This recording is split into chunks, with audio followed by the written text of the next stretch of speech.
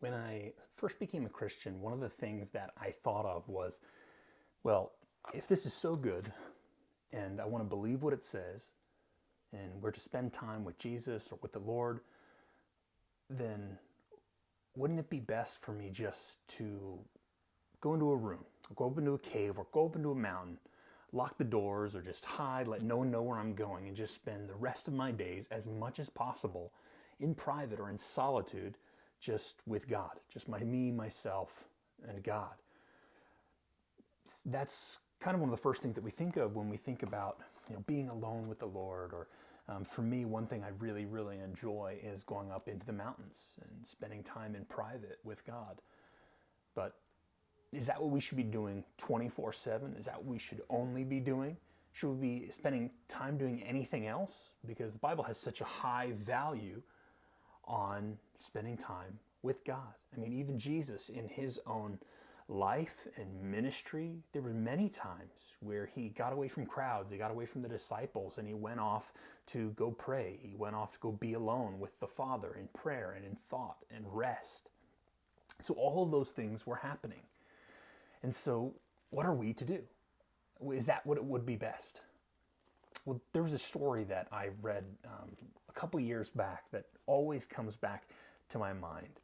And it's the man of Simeon Stylites, or Simeon Stylites, a Greek name of a Syrian Christian ascetic monk of sorts, to be respectful, many, many, many years ago.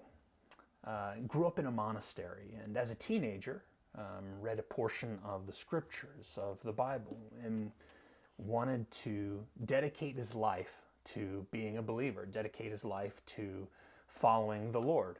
And so he moved to a small hut to spend more time in private religious practice and devotion with God. And so this was a tiny hut. Let me go spend my time doing this. Let me get away from people. Let me get away from distractions and try and give as much time as I can just to me and the Lord in private. And so he spent time just doing that, praying, spending time in this hut, away from people. And it was working really well. It was really nice. But people found out about him. People wanted to go and see what he was doing. Because of his devotion, because of his dedication, that he would do something so rash and so passionate to spend all this time alone, people wanted to come ask questions, come ask advice, come get prayer. And even some wanted to continue with him, to be with him, to spend time with him, to kind of glean from that. Not so dissimilar to the disciples in the New Testament Gospels, following Jesus as disciples, to him as their teacher. And so people kept coming and people kept talking about Simeon Stylites. And so they said, oh, this is where he is. This is his location. And they kept going out to go spend time with him. And so too many people continued coming to him. The word got out and many came seeking him. And so he ended up getting bothered by it. And so because of this, he said, okay, I need to find a different place for me to go be. So he was bothered. He went and found a small platform on top of a little pillar and thought it would be quiet, be peaceful, can be just him and God. So he went and found a pillar not too far from town. And this pillar he wanted to go spend his time on. Now, kind of like the hut, but this one, a pillar. Maybe people won't be able to come walk into his room, so to say, or the hut in which he was in. And so he went and stayed on this pillar. Thought it would be quiet, peaceful, just him and God. And he lived 37 years on a platform. It's about 10 feet off the ground as far as we know, and he was fed by some of the village boys and girls in the village who came and gave him food and so they could sustain him. But he spent 37 years eventually on platform. And so eventually, years passed, monks and priests accused him of false humility and pride. And said, oh, well, he's just trying to make a name for himself. He's just trying to make an image. And so he's up on this pillar. We need to make him come down. So Simeon did not like this information. And so we have it historically that he then moved to an even taller pillar. Kept going bigger until the final pillar, history would have it, was 50 to 60 feet above the ground. And so at this point, it was just 7 or 8 years that he had been on the smaller platform. And he would spend another 30 years on this highest platform. The picture here I'll show you, kind of to understand it. You'll see him there on that top pillar there, people looking up at him, very tall pillar that he was supposed to be on for another 30 years, for a total of 37 years that he spent on this. Crazy, absolutely crazy. And so the higher up he went, the more private and one-on-one he thought it would be for him. But the higher he went, the more of a spectacle actually he became, and more of a spectacle the whole thing became. It was all about him spending time alone up there, but it actually brought more people to come see what he was doing. The harder it was for him to get food and water and take care of himself and go about his life. And so him actually removing himself from others and him kind of pulling himself away from society and pulling himself from others in order just to draw closer to the Lord and be in private actually brought more people to him in a way. To witness him on this pillar. It was kind of a rite of passage at times to then go see what is Simeon doing on this pillar. To look at him and try and understand it. And some took awe in it. Some were appalled by it, as we saw through some of the monks and priests who wanted to bring him down. And eventually, as time passed, the Christian church actually built a large wall around this pillar in order to prevent too many people from crowding around his pillar, or interrupting his prayer and his connection to the Lord. Just kind of a barrier to keep him back, as if he's some kind of celebrity, or that's how many people were coming to try and come see him and bother him. Oh, well, let's build a wall around him so he can't hear people talking or people yelling to him, and people can't get things to him. Kind of like a police line, do not cross. Now, eventually he dies years later, but he spent 37 years on this pillar. 37 years. Now, I don't want to throw Simeon under the bus and kind of just rip him apart, what he did with his life. And you'll find, if you look up his name and his story, and you can look up throughout all of this history, many people are fans of him. Many people are inspired by the things that he has done. Many people are inspired by his dedication, his passion, or his zeal for the Lord. But one of the things I have to wonder, although I have many questions, one is, what did this do for Simeon to get closer to anyone in terms of human relationship? Now, asceticism was super popular at the time, was beginning to grow, this whole monastic effort towards asceticism of removing yourself from all stimuli of the world to try and spend most time in thought and in spirituality to God as your own dedication. But this removed, although him removing himself from society and people actually brought people to come see him, but it never built a relationship. It never crossed this barrier until a literal barrier was also made. But as a Christian, one of the things Jesus was really clear about is how we are to care for one another. All throughout the New Testament is doing life in community. Christian churches formed. Even before that, Jesus and his disciples and the different communities that they would go be a part of, preaching, healing, giving food, shelter, caring for one another was a staple of Jesus' earthly ministry throughout the years. And the early church, as you look through the book of Acts and onwards throughout the epistles, was firmly established on communities. And we have these emphases on unity and love, and they will know you by your love, Jesus commanded his disciples shortly before he died, resurrected, and ascended. So with that kind of emphasis, then why is there an influence from Christians to go be away from others, to just spend out your days alone with the Lord? Now, I'm not knocking spending time one-on-one with God. I think that's so important.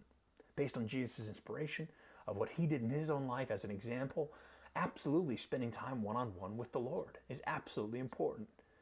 But also living in community is so important as well. Whether or not you believe this is a message, the message of Christianity, of the Bible, of God, is something to be shared, the Bible, this is clearly something to be shared. The good news, we would call it, or the gospel, is something we need to share with others. And it's not just head knowledge. It's not just information to be shared or just taught, although it is and can be and should. What about relationship? What about being the hands and feet of Jesus? Through something like Matthew 5, for example. In Matthew chapter 5, Jesus talks through the Beatitudes.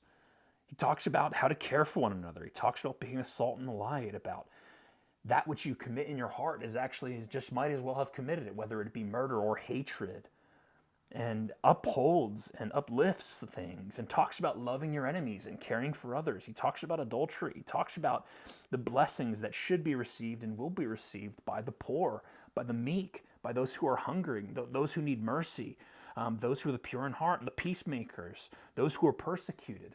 All of these different places where Jesus is talking about community, doing life with others, and how we are to care for others if we are to take up the word and be Christians and be believers.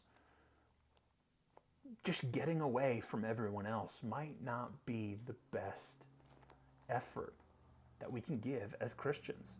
Because the reality is, in the Western society at least, you can't get around being in community.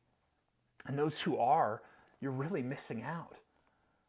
Simeon lost out on an opportunity to teach others, not just verbally, but just through his life and sharing with others his whole message and sharing with others why he had such a dedication to this, helping grow other people in the faith, having actual loving relationships that you can grow from and learn from and communicate with.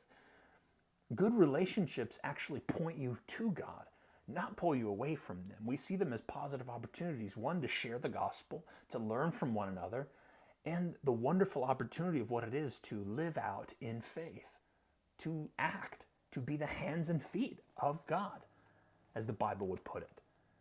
Without that opportunity, it's just knowledge. Without that opportunity, it's just belief. And faith without love, faith without acts, faith without works is dead. It is nothing. Now, we don't get our salvation in our actions, and that's really not what this is about. But it is about getting off of the pillar of your life and getting up in the muck with others and doing life. Not just the dirty parts, but the loving parts, the parts of listening, the parts of teaching, the parts about being corrected and learning from others, the parts about being in community, one that grows, one that challenges one another, one that lifts one another up, one that prays together, not just alone with the Lord, but prays together, one that worships, not just alone, but together. Your family, your friends, your coworkers, your community. So there might be this desire to pull back and just kind of be a recluse or a lone wolf in society because you can't put up with people or you don't want to deal with people. Oh, it's just me and God, things are better. Things are the best when it's just me and the Lord. Those are important, valuable times. But it might not be the best to think that there's nothing else anyone can offer you, or that God can't work through you to benefit someone else's life, or them to you.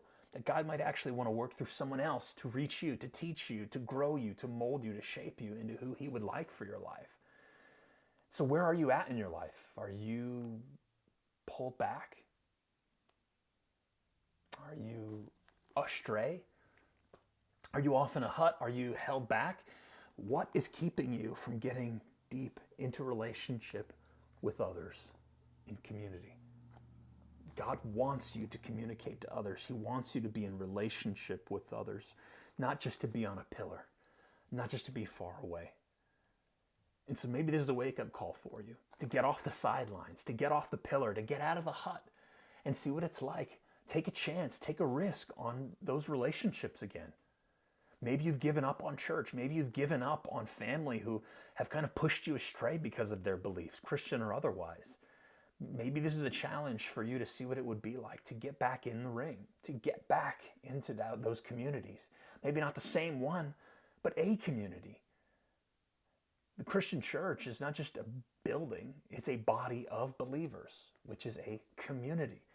The hands and feet, the body of Christ together.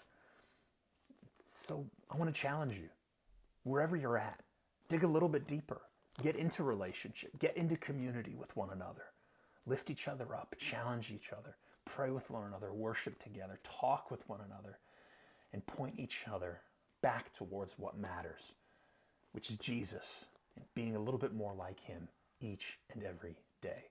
And if you can do that, if you have the faith and the courage and the belief to do that, to step out in faith in that way, I believe God will richly reward your life in relationship and in other blessings as well. Thank you.